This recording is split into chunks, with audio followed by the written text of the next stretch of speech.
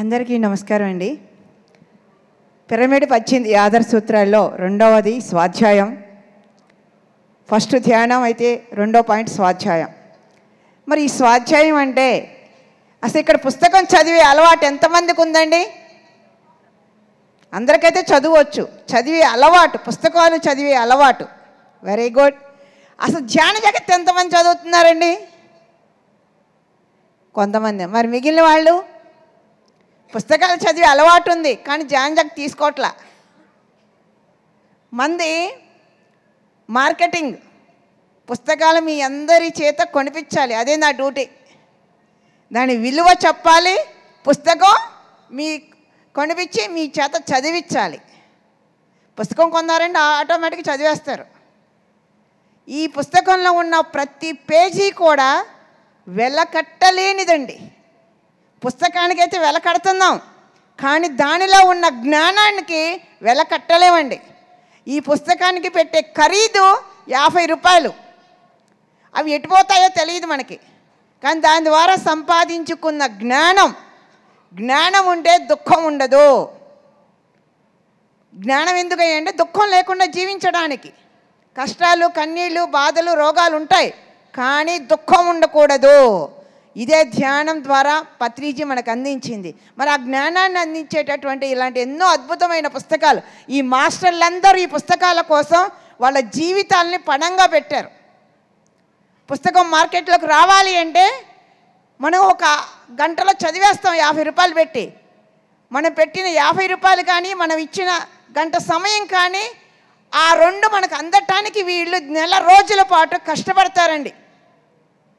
మరి దాని ద్వారా ఎందుకంటే ఈ భూమి మీద జ్ఞానం అన్నది వెదజల్లబడాలి.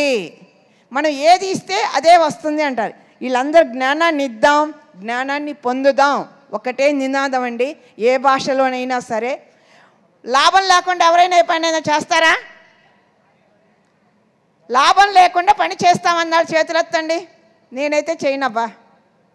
లాభం ఉంటేనే నేను పని చేస్తా. ఏమిటి ఆ లాభం అంటే, లాభం అనగానే కాసుల్లో చూస్తాం, లక్షలు కోట్ల వ్యాపారాల్లో చూస్తాం. ఎన్ని సంపాదించినా కోటీశ్వరుడైనా రూపాయి తీసుకెళ్ళగలడా? లేదు కదా. వదిలిపెట్టి పోవాల్సిందే. వదిలిపెట్టిపోయే ధనాన్ని పెట్టుబడిగా పెట్టి మన కూడా తీసుకెళ్లే జ్ఞానాన్ని అందిస్తున్నారు ఈ మాస్టర్స్ అందరూ కూడా.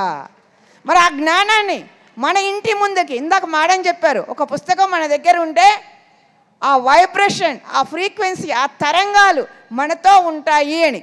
మరి ఒక బుక్ ధ్యాన జగత్ కానీ, స్పిరిచువల్ ఇండియా కానీ, ధ్యాన కస్తూరి కానీ, ఏ ఆధ్యాత్మిక పుస్తకమైనా మన చేతిలో మన ఇంట్లో ఉంటే మరి ఆ గురువుల తాలూకా ఆ వైబ్రేషన్స్ మన దగ్గర ఉన్నట్టే కదా.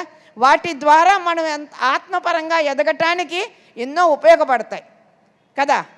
మన రూపాయిని రూపాయలాగా ఖర్చు పెడదామా? 100 రూపాయలాగా ఖర్చు పెడదామా? 10 రూపాయలాగా ఖర్చు పెడదామా? నేనైతే 100 రూపాయలాగా ఖర్చు పెట్టాలబ్బా. నా దగ్గర 1 రూపాయే ఉంది కానీ దాన్ని 100 రూపాయలాగా ఖర్చు పెట్టాలి అంటే ఇలాంటి ఒక ఆధ్యాత్మిక పుస్తకాలు కొని మనం చదివి ఆ జ్ఞానాన్ని 10 మందికి పంచుదు. మనం ఒకరికో ఇద్దరికో ప్రతి నెల మన చుట్టాలకే, మన ఫ్రెండ్స్కే, బయట వాళ్ళకే ఇయ్యక్కర్లా. మనకి చాలామంది ఫ్రెండ్స్ ఉన్నారు, చాలామంది బంధువులు ఉన్నారు. నెలకొక్కళ్ళకి లేదా ఇద్దరికి ఆ మ్యాగజైన్స్ ఏ భాషలోనైనా ఉన్నాయి. ఇంగ్లీష్ చదివే వాళ్ళకి ఇంగ్లీష్ ఇవ్వండి, కన్నడ చదివే వాళ్ళకి కన్నడ ఇవ్వండి, తమిళ్ చదివే వాళ్ళకి తమిళ్, హిందీ చదివే వాళ్ళకి హిందీ, ఏ భాషలో అయినా సరే ఆ భాష పుస్తకాన్ని నెలకొక్క రోజు 1 సంవత్సరం పాటు మీరు డొనేట్ చేసి చూడండి. మీ జీవితంలో వెలకట్టలేని మార్పుని చూస్తారు. ఎందుకంటే జ్ఞానాన్ని ఇస్తున్నాం కదా, ఆ జ్ఞానమే మళ్ళీ మనకి ఏదో ఒక రూపంలో అందుకోగలుగుతాము. అందుకని దయచేసి అందరూ పత్రిగారు అందించిన స్వాధ్యాయంలో భాగంగా ప్రతి ఒక్కళ్ళు ఏదో ఒక మ్యాగజైన్ కొని చదివి జ్ఞానాన్ని పొందాలని, ఆరోగ్యంగా, ఆనందంగా, దుఃఖరాహిత్య స్థితిలో జీవించాలని కోరుకుంటున్నాం మాస్టర్స్. Thank you.